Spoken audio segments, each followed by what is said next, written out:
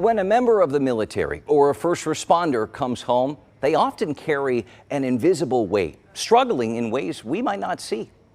And they get either like, I don't know, angry easily or have their little moments like really high anxiety from flashbacks. That extends to their family as well. And providing help for those and other struggles to everyone is crucial. It's where our next helper, Caregivers on the Homefront, comes in. But that mission isn't without its challenges. You would think Kansas City is a military city with two bases pretty close to us, Leavenworth and Whiteman, but we're really not, so it is hard to find our veteran and military families here in Kansas City. So that's a big part of the mission, finding the people and families who need help and then instilling a feeling of hope, letting them know that they're seen and that our community has their back. One of the group's recent drives helped some 400 families, well over 1,000 people. Volunteers gave out boxes of food and personal care items at a drive-through event. Each box feeds a family of 4 for a week, all part of an effort to help curb food insecurity and lend a helping hand. And that is just one prong of the mission to help veterans, first responders, and their families and caregivers. Let's discuss with Sean Moore, founder and executive director of Caregivers on the Homefront. Thank you so much for coming in here. For people who don't know, tell us a little bit about your backstory and how you got involved in this. Absolutely. First of all, thank you so much for having me here. My background is I would say maybe a little bit unique to put me at Caregivers on the Homefront. I was a police officer for 15 years with Kansas City, Missouri. I met my husband towards the end of that, and he's a veteran. He spent 23 years in the Army and did 7 combat tours to Afghanistan.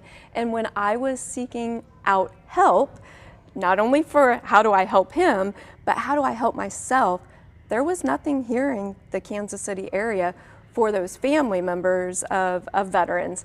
And I shifted. I needed to leave the police department because caring for my husband was not conducive to that job yet. I don't back down easily and wanted to make sure that when we started Caregivers on the Homefront, we were putting together our programs with evidence-based practices. So I left the police department, went back to school. We founded Caregivers on the Homefront as a way for me, myself, to keep going in the workforce, but be able to help my husband at the same time. Well, and sadly, your story is not an uncommon tale.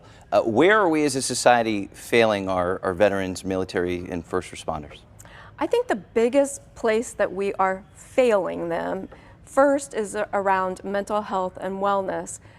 But we are failing that community by not looking past that first responder, that veteran, that service member, to look at their family to see if they are having any struggles. So not only the adult family member, but those kids in the home. And so your organization offers help to them as well.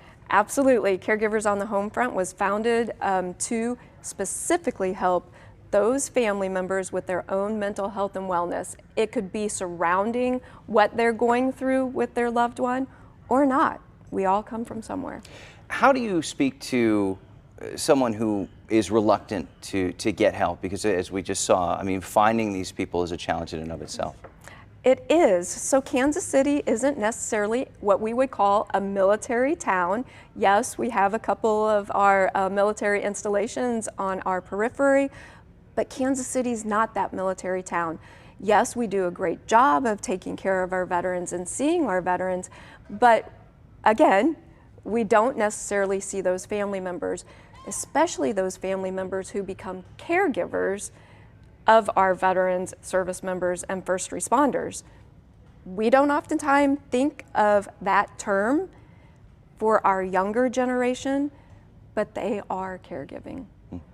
What I love about your group is that you cast a wide net. You're welcoming to not just veterans and military members, but first responders as well. Why is that? I came from that field. Right. I was a first responder for 15 years, and when I met my husband, I felt really more attached to the family member and not necessarily that first responder and veteran. And it may be because I'm a female, I don't know.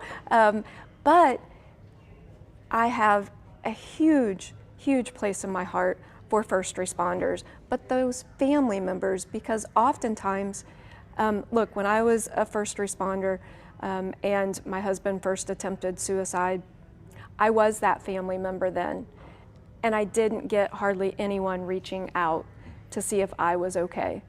So I really have a true place in my heart for those family members, what they're going through, because when our loved ones in those positions are going through something, we are too. Right, that invisible battle. I do want to get to this. You're changing your name at Yes. the beginning of the year. Does that change your mission at all? Absolutely not. We are not changing our mission. We're staying true to our mission, but we are going to rename ourselves as Operation Frontline Families, and basically to speak more to who we are supporting. We got a lot of phone calls as if we were professional caregivers coming in to take care of okay. a veteran, and I always jokingly say, I've got one veteran to take care of, I don't need any more, but we wanted to speak to those we support. All right, well, you are supporting well more than one veteran and caregivers and first responders, and we thank you for that, Shawn Moore. Thank you so much for your time.